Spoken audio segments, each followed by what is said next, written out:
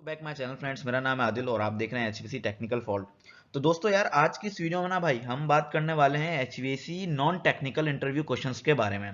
वैसे तो आपने काफ़ी सारी वीडियोस देखी होंगी यूट्यूब पर के यार एचवीसी इंटरव्यू के क्वेश्चन आंसर जो है टेक्निकली तौर पे क्या पूछे जाते हैं, कौन से होते हैं। मैंने भी ऑलरेडी काफ़ी सारी वीडियोस बनाई हुई हैं, उसमें ऑलरेडी प्ले लिस्ट भी मैंने तैयार करके रखी हुई है एचवीसी की टेक्निकल क्वेश्चंस आंसर्स के बारे में, जिसमें मैंने बताया। लेकिन भाई आज की इस वीडियो में यार हम सीखने वाले हैं कि एचवीएसी में नॉन टेक्निकल इंटरव्यू क्वेश्चंस में कौन से क्वेश्चंस पूछे जाते हैं यार। और काफ़ी सारे लोग जो हैं यानी कि इस इंटरव्यू के क्वेश्चन आंसर्स को जो है क्वालिफाई नहीं कर पाते, जिसकी वजह से उनकी जॉब नहीं लग पाती है। काफ़ी सारे लोग कमेंट भी कर रहे थे कि आदिल भाई हमें तो टेक्निकल क्वेश्चंस पूछने से पहले उन्होंने कुछ ऐसे क्वेश्चंस पूछे जिसका हम आंसर दे ही नहीं सके और उन्होंने हमें जो है ऑफिस से ही बाहर भेज दिया। तो भाई यहाँ पे जो है मैं आप लोगों के लिए वही क्वेश्चंस लेके आया हूँ जो आप लोगों से पूछे जाएंगे। और अगर यहाँ पे जो है 10 क्वेश्चंस हैं तो इसमें से जो है आपसे 8 क्वेश्चंस तो लाजमी वो बंदा पूछेगा जो आपसे इंटरव्यू लेगा।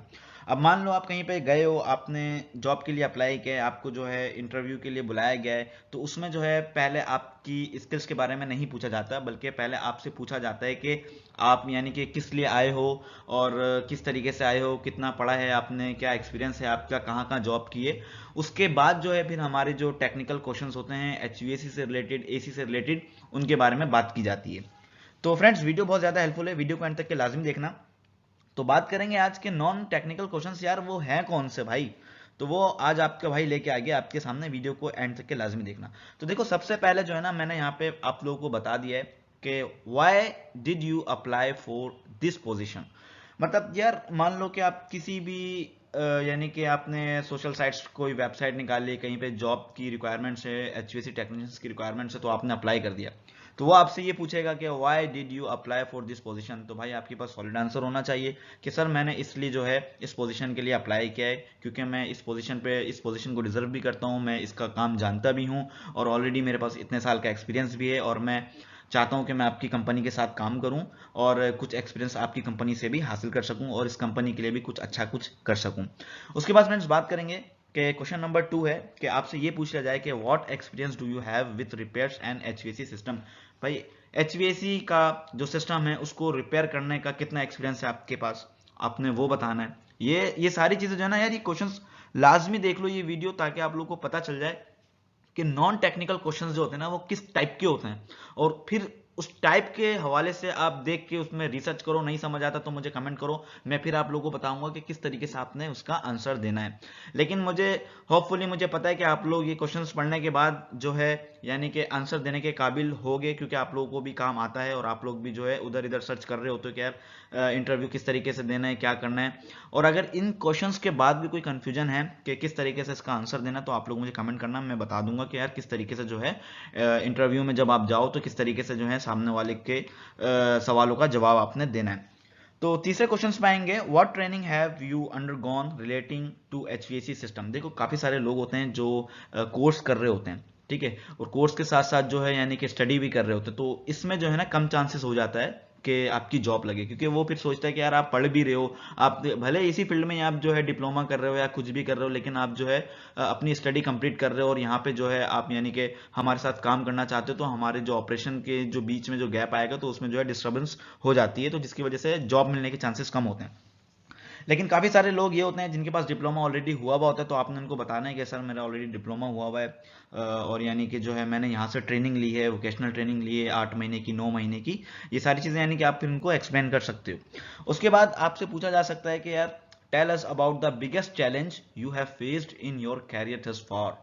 भाई कौन सा ऐसा जो चैलेंज है, बिगेस्ट चैलेंज जो अब तक के आपने जो है उसको फेस किया। अब मान लो कि आप कहीं काम करते हो, आपने देखा कि यार कहीं पे चिलर प्लांट की लाइन टूट गई है, यानी कि या फिर जो है कोई चिलर प्लांट का कंप्रेसर जल गया है और बहुत ही ज़्यादा प्रॉब्लम्स हुई हैं जिसको आपने फेस किया, तो आपने यानी कि आपका जो लाइफ का अब तक के बिगेस्ट चैलेंज जो आपने फेस किया, तो आपने उसको जो है सामने वो बताना है। उसके बाद आपसे पूछा ये भी जा सकता है कि where do you see yourself in 5 years. भाई काफ़ी सारे लोग होते हैं उनका जो प्लान होता है ना वो नेक्स्ट लेवल होता है, मतलब यानी कि वो सोचते हैं कि यार मैं 1 साल में इधर हूँ, 2 साल में इधर हूँ, तीसरे साल में मैं जो है एचवीएसी इंजीनियर बन जाऊंगा, अभी मैं हेल्पर हूँ। तो आपसे कंपनी पूछती है और आपका जो माइंड होता है उसको रीड करने के लिए इसलिए पूछा जाता है कि उस बंदे को यानी कि काम में दिलचस्पी है, यानी कि वो इंटरेस्ट है इन सारी चीज़ों में या नहीं। अगर वो इंटरेस्टेड होगा HVAC टेक्नीशियन के रिलेटेड, रिपेयरिंग के रिलेटेड कोई काम से हवाले से अगर वो इंटरेस्टेड है, तो आपको ये जवाब जो है काफ़ी ऊपर तक के भी लेके जा सकता है, काफ़ी नीचे तक के भी लेके जा सकता है। तो अगर आपसे ये पूछ लिया जाए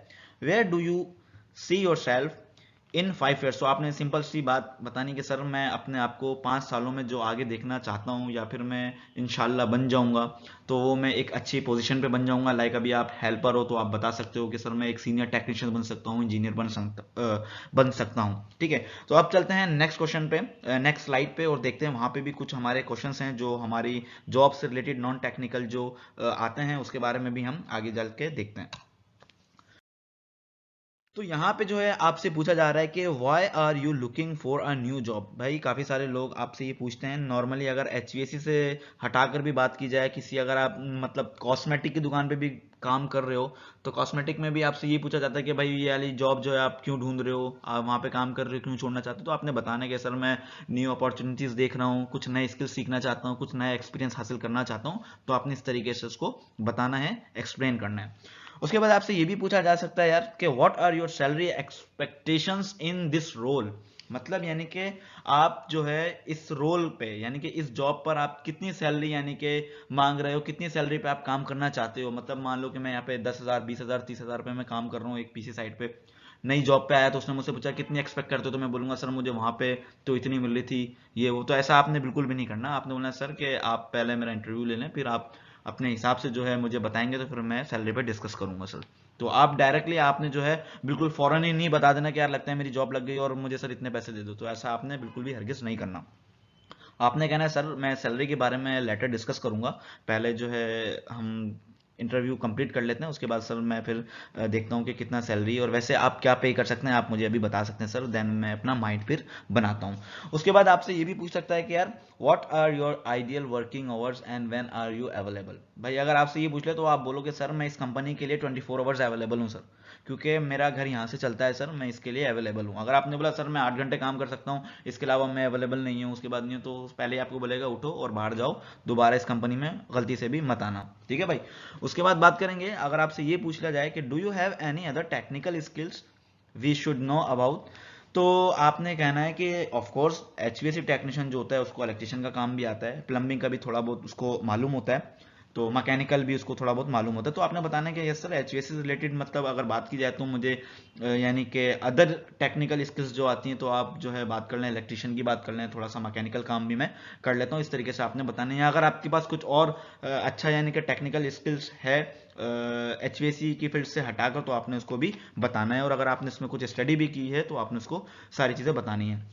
उसके बाद आपसे पूछ लिया जाता है कि यार do you have a driving licence, तो यानी कि ड्राइविंग लाइसेंस या ड्राइवर्स एक ही है। तो ड्राइविंग लाइसेंस जो है, देखो सम टाइम ऐसा होता है कि लोग जो है बाहर जाना चाहते हैं, फर्स्ट टाइम जाते हैं, तो उनके पास ड्राइविंग लाइसेंस नहीं होता, तो उसका इतना इश्यू नहीं होता। तो आपने बताना है कि सर मेरे पास लाइसेंस नहीं है क्योंकि मैं फर्स्ट टाइम अप्लाई कर रहा हूँ गल्फ कंट्री में। वैसे ये है कि मेरे पास जो है यहाँ का लाइसेंस है। अगर आपके पास है तो आपने बताना है कि सर मेरे पास इंडिया पाकिस्तान बांग्लादेश का मेरे पास लाइसेंस है।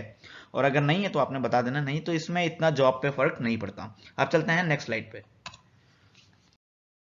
उसके बाद यार दोस्तों बात करेंगे ना कि what drive you to this line of work. ये जो क्वेश्चन है ना भाई, ये क्वेश्चन का आंसर मैं कुछ भी नहीं बताऊंगा, और इसका मतलब क्या है इसका मतलब भी मैं नहीं बताऊंगा। आप लोगों ने कमेंट में मुझे बताना है, और अगर नहीं पता तो मुझे कमेंट करना, फिर मैं आपको बताऊंगा, क्योंकि इसकी थोड़ी सी लंबी डिटेल में मुझे जो है आपको समझाना पड़ेगा।